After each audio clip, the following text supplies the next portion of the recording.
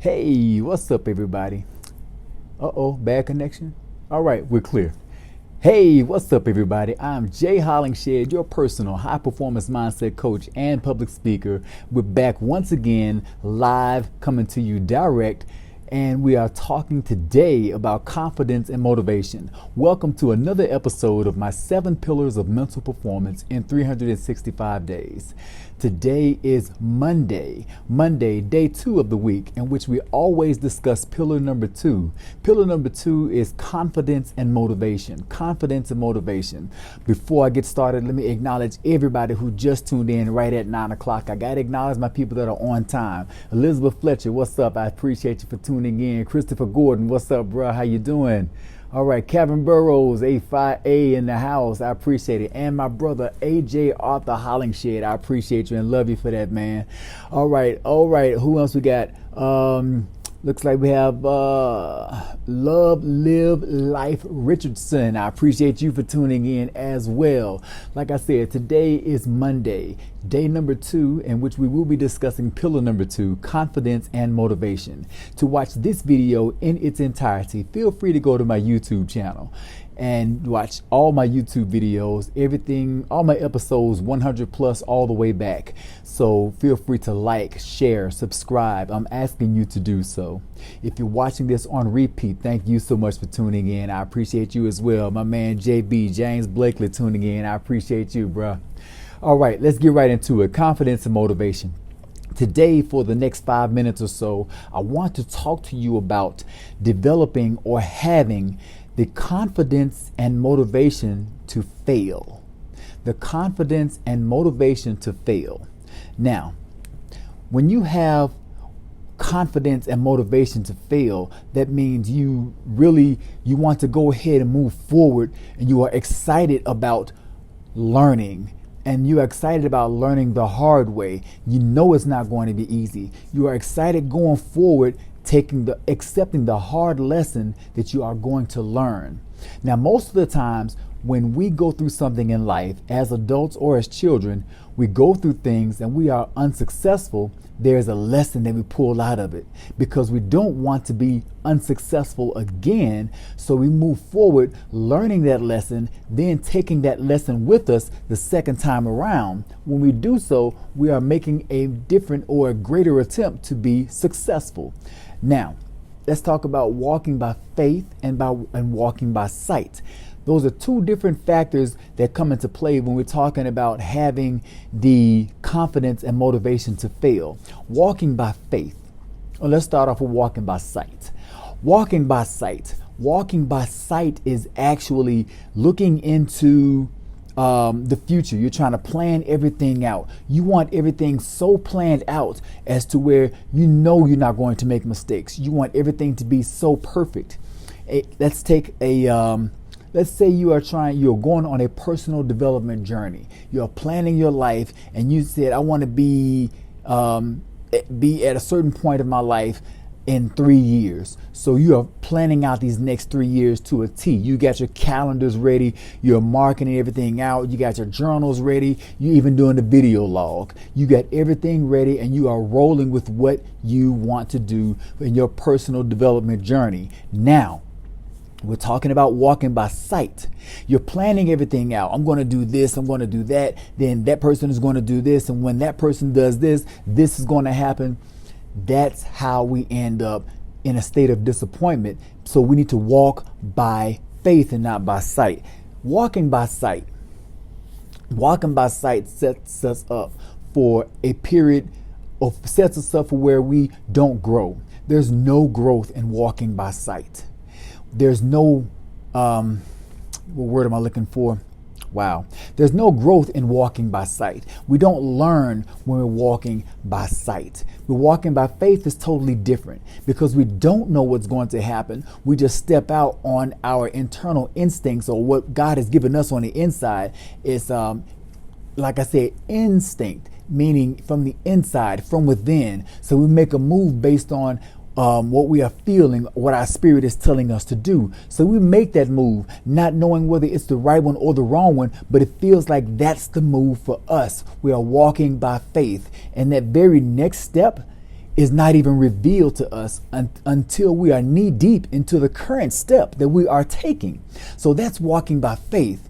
Walking by faith is different from walking by sight, in which you know you're trying to plan out the next 3 or 4 years. But when you walk by faith, you're seeing, when you walk by faith, your 5 gateways to your mind are so keen and so aware, and they're wide open to accept everything that's happening, because everything is an unknown. So when you're walking in an unknown, it's like walking into a dark room. When you walk into a room that's so black and so dark, you can't see your hand in front of your face, your 5 senses heighten up. You listen more intently. Even though it's pitch black, you try your best to see through the darkness. And your sense of smell, you want to smell what's going on. You want some inclination of where you are and what's around you. So that's walking by faith. Everything you are tuning into your 5 senses, okay? Walking by sight is different.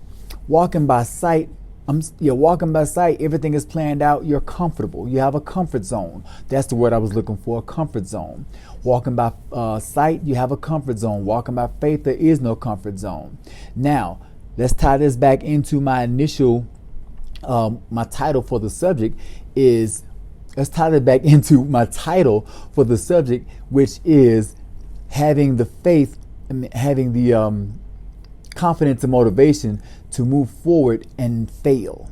Having the confidence and motivation to fail. Now, when you walk by faith, you know you're going to fail at something. You know everything is not going to be as well as you expected it.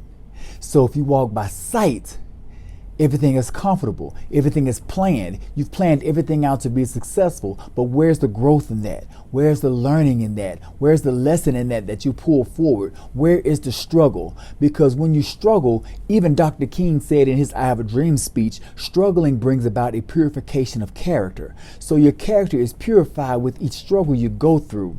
And your character is purified because when your 5 gateways to your mind is open, when your 5 senses are totally in tune and concentrating on what you are doing, or concentrating on where you are, or the step that you are in, then you are changing and you are growing according to your surroundings.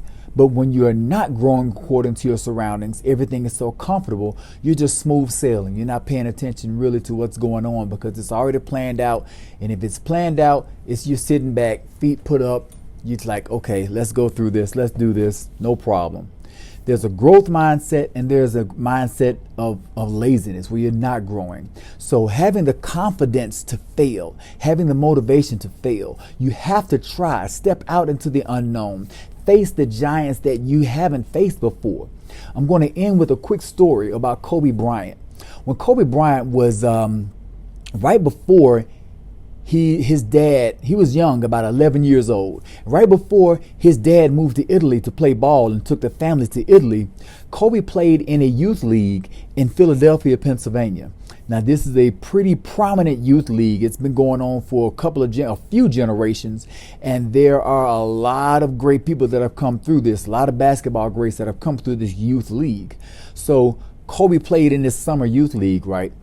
Didn't score a single point the entire youth league season. That entire summer session, he scored 0 points. Not even a free throw, not even a free uncontested layup. He scored nothing. Kobe was so hurt, so disappointed, and so bummed out about it that he just hung his head in shame. Now, his dad came to him and said, look, I don't care if you scored 0 or if you scored 60. I'm going to love you regardless. Now, Kobe said there was all the confidence and motivation he needed to proceed and fail. That's all the confidence he needed to fail, because he knew that whole season he failed, but he was ashamed to fail. He was ashamed because he failed. Now, the next time around, he's going to go forward, being that he's failed, but he knows he's going to have that love that's waiting for him. He doesn't care about whether he fails or not. I'm going to fail and learn. Whether I learn or don't learn, my dad's still going to love me. So having that confidence and motivation to fail, it's a motivating factor and Kobe's motivating factor was intrinsic. It was seeded in him by his father that what he felt, that was the intrinsic motivation right there to proceed and fail. Now you have the confidence to fail. That means you're going to go out and try again and again and again and again. That's the importance of having the confidence to fail. So when you have that confidence to fail and you go forward and try again and again and again, you are learning over and over and over. And now from doing that over and over, you see where Kobe is now. You see what happened to him. 5-time NBA champion, 17-time All-Star.